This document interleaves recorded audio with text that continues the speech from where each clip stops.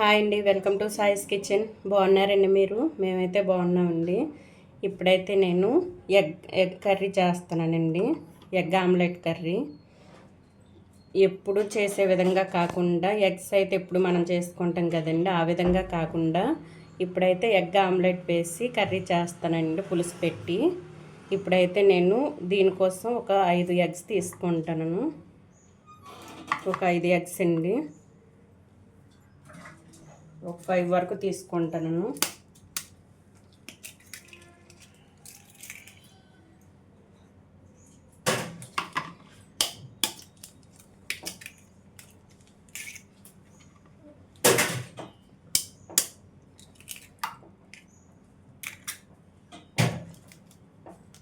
చూడండి, ఒక 5 ఎగ్స్ అయితే తీసుకొని ఇందులో ఒక ఆనియన్ అయితే వేసుకున్నానండి. ఆనియన్ కట్ చేసి ఇందులోని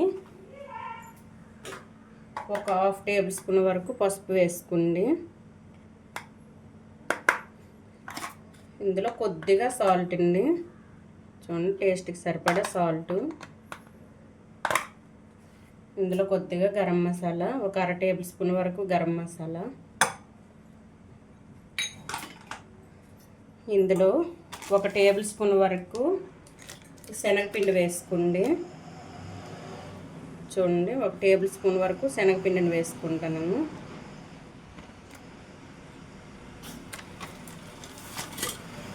ఇదైతే మంచిగా గిలక్ కొట్టినట్టు ఎక్కడ ఉండల్లా లేకుండా కలిపేసుకోవాలండి ఒక విస్కర్ సహాయంతో. చూడండి, నొరగొచ్చే విధంగా కలిపేసుకోవాలి. మంచిగా కలిపేసుకుంటే ఆమ్లెట్ కూడా మనకు మంచిగా వస్తుందండి.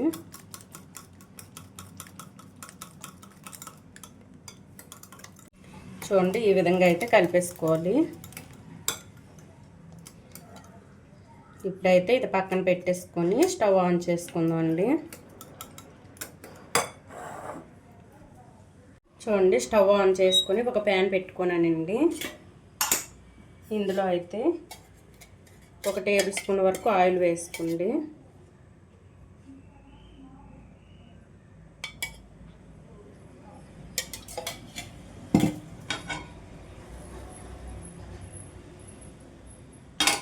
ఇది కొంచెం వేడైన తర్వాత ఇప్పుడు మనం ఈ ఎగ్స్ పగలకొట్టి వేసుకున్నాం కదండి, ఇదైతే వేసుకుందాం ఇందులో.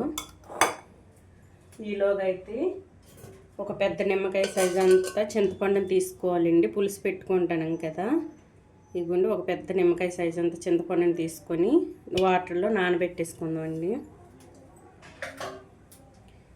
ఇదిగోండి మనకైతే ఆయిల్ వేడైంది. ఇప్పుడైతే ఇది ఆమ్లెట్ వేసుకుందాం.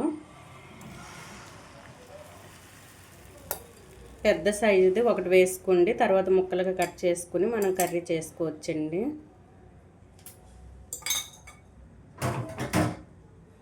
ఫ్లేమ్ మీడియంలో ఉంచేసుకొని ఇదైతే ఆమ్లెట్ చేద్దాం. చూడండి, ఈ విధంగా అయితే వేసుకొని రెండో వైపుకి కూడా తిప్పుకోవాలండి. ఇప్పుడు చూడండి, మనం అయితే రెండో వైపు కూడా తిప్పేసుకున్నాం కదా. ఇప్పుడైతే మనకి ఆమ్లెట్ రెడీ అయిపోయింది. ఇది ఒక ప్లేట్లో తీసుకుందాం అండి.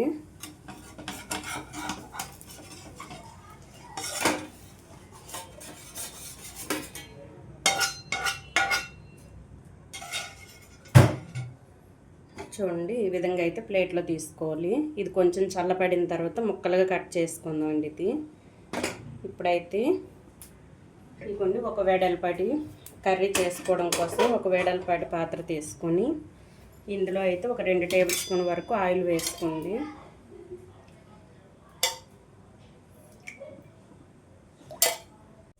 చూడండి, మనకైతే ఆయిల్ వేడైంది.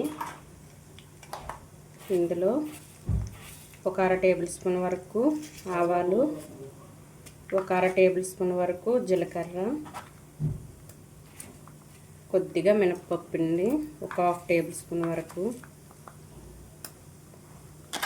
1/2 టేబుల్ స్పూన్ వరకు శనగపప్పు,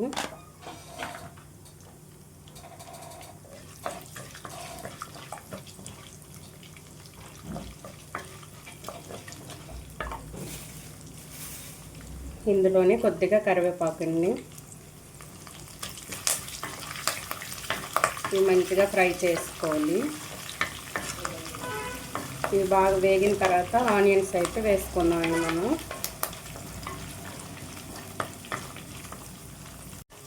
చూడండి మనకు పోపు అయితే వేగిపోయిందండి. ఇప్పుడు ఇందులో అయితే ఒక 4-5 పచ్చిమిర్చి కట్ చేసి వేసుకుంటాను సన్నగా తురుముకొని.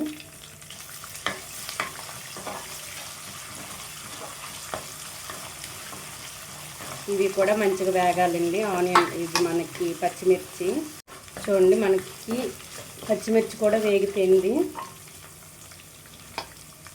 ఇప్పుడైతే ఒక 3 లాగా ఆనియన్స్ కట్ చేసి వేసుకుంటున్నాను సన్నగా తురుముకొని.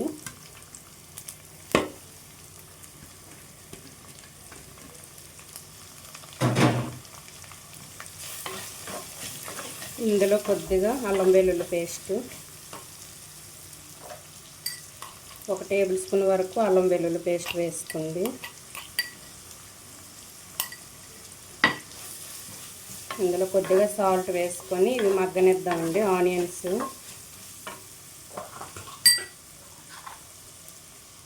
ఉల్లి కొద్దిగా సాల్ట్ వేసుకొని ఇవి మొత్తం కూడా పచ్చివాసన లేకుండా ఉడకాలండి. ఇది ఆనియన్స్ చూడండి, ఆనియన్స్ అయితే మనకి మగ్గాయి. కొంచెం కలర్ చేంజ్ అయింది చూడండి. ఇప్పుడైతే కొంచెం పెప్పర్ వేసుకుందామండి కొద్దిగా.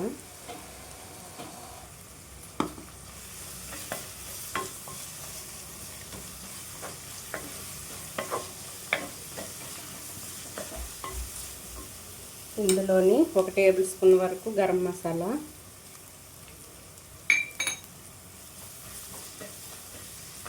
1 టేబుల్ స్పూన్ వరకు ధనియాల పొడి, ధనియాల మసాలా. అంతే అండి. ఈ మసాలా మొత్తం వేగేంత వరకు కలిపేసుకొని నేనైతే ఇవ్వండి ఒక 2 టమాటాలు తీసుకొని మిక్సీ పట్టుకున్నానండి. ప్యూరీ చేసుకున్నాను, టమాటా ప్యూరీ మెత్తగా చేసుకోండి. చూడండి మసాలా కూడా మనకి వేగింది ఆనియన్స్లో. ఇప్పుడైతే ఈ టమాటా ప్యూరీని కూడా వేసుకుందాం.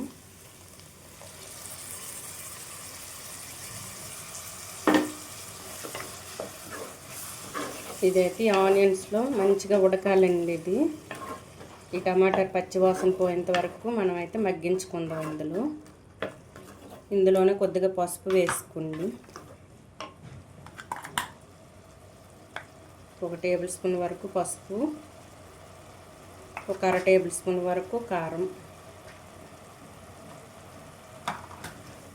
వేసుకొని ఇది మంచిగా కలిపేసుకొని మూత పెట్టుకుందాం. ఒక 2 మినిట్స్ తర్వాత ఓపెన్ చేసి చూద్దామండి.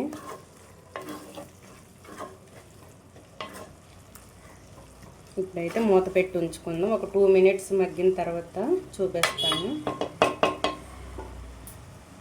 ఫ్లేమ్ మీడియంలోనే ఉంచేసుకోండి. ఆనియన్స్ మగ్గాయో లేదో చూడండి. మనకైతే ఆనియన్స్ టమాటా మంచిగా ఉడికిందండి. ఇందులో ఆయిల్ కూడా పైకి తేలింది చూసారా. ఇప్పుడైతే ఇందులో మనం ముందుగా నానబెట్టి ఉంచుకున్నాం కదండి చింతపండు, ఇదైతే మంచిగా క్లీన్ చేసి వేసుకుంటాను.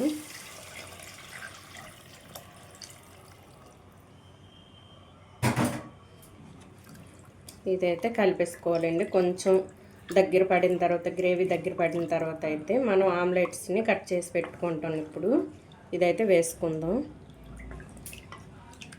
ఇందులో పసుపు కారం అన్నీ సరిపోయలేదో ఒకసారి చెక్ చేసుకొని అన్నీ వేసుకోండి. అన్నీ సరిపోయండి కరెక్ట్గా. కొద్దిగా కారం వేసుకోవాలి.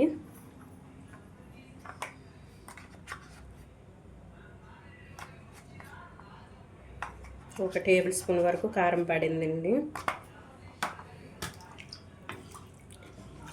ఇప్పుడైతే ఫ్లేమ్ మీడియంలో ఉంచేసుకొని ఈ పులుసు మొత్తం మరిగించుకోవాలండి. ఇది దగ్గర పడేంత వరకు ఇది మరిగించుకొని ఇప్పుడైతే నేను ముందుగా ఆమ్లెట్ వేసి పెట్టుకున్నాను కదా, అదైతే ముక్కలుగా కట్ చేసుకుంటాను. ఇప్పుడు కట్ చేసి చూపిస్తానండి ఎలా కట్ చేయాలో. ఇదైతే మూత పెట్టి ఉంచేసుకుందాం, మరిగిద్దామండి పులుసుని. ఇప్పుడైతే ఆమ్లెట్ని ముక్కలుగా కట్ చేసుకుందాం. చిన్న చిన్న ముక్కలుగా కట్ చేసుకోవాలండి ఇది.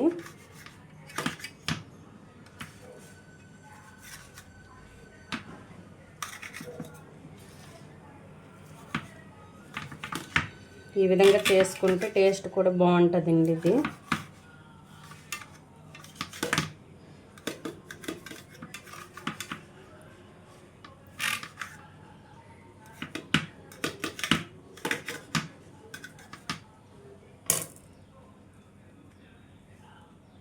చూసారా, ఈ విధంగా అయితే కట్ చేసుకోవాలి. ఈ సైజులో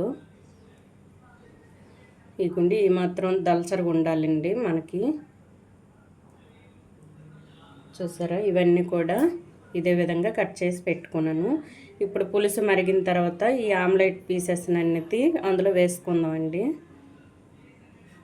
చూసారా, ఇప్పుడైతే ఇవి పక్కన పెట్టేసుకొని పులుసు మరిగిన తర్వాత చూపిస్తానండి. చూద్దామండి మనకి పులుసు మరిగిందో లేదో. చూడండి, మనకైతే మరగడం స్టార్ట్ అయింది, చిక్కదనం కూడా వచ్చింది చూడండి. ఇప్పుడైతే కొద్దిగా 1 టేబుల్ స్పూన్ వరకు షుగర్ వేసుకోవాలండి. షుగర్ అయినా బెల్లం అయినా వేసుకోండి. మనం పులుపు వేసుకున్నాం కదండి, అందుకు కొద్దిగా షుగర్ అయినా బెల్లం పొడి అయినా వేసుకోవాలి. ఇంకొండి మనకైతే షుగర్ కరిగిన తర్వాత ఇప్పుడు మనం రెడీ చేసి పెట్టుకున్నాం కదండి ఆమ్లెట్స్ని కట్ చేసి, ఇవైతే ఇందులో వేసుకుందాం ఒక్కొక్కటిగా.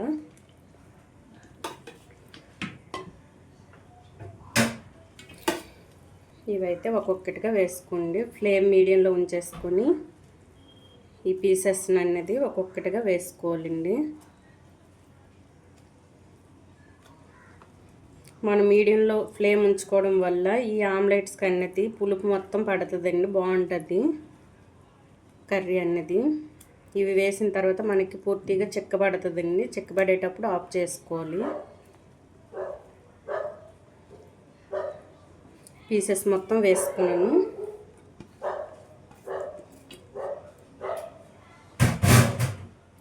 ఇప్పుడైతే ఒక్కసారి మొత్తం కూడా ఇలా ములిగేటట్టు అడుచుకోవాలండి పైనుంచి.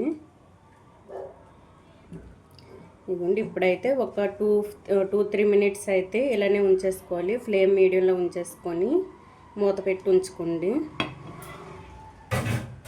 ఒక 2-3 మినిట్స్ ఉంచుకోవాలండి ఈ విధంగా.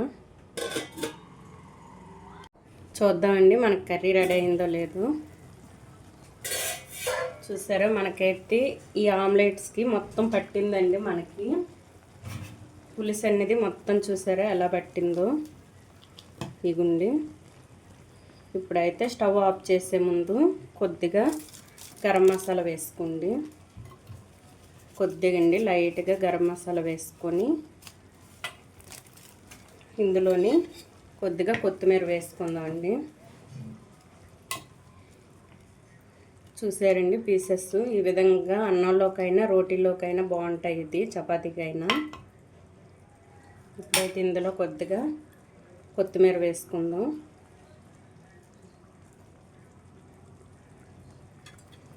అంతే అండి, మనకైతే ఎంతో టేస్టీ కర్రీ అయితే మనకి రెడీ. ఎగ్ ఆమ్లెట్ కర్రీ అయితే మనకి రెడీ అయిపోయింది. ఇప్పుడైతే స్టవ్ను ఆఫ్ చేసుకుందాం. చూసారండి, ఈ విధంగా ఉంటుంది. మనం అన్నంలో కలిపేసుకోవడానికి గ్రేవీ కూడా ఈ విధంగా ఉంటుంది. చపాతీకైనా బాగుంటుంది ఇదైతే. మీరైతే ఇలా ట్రై చేయండి ఒకసారి.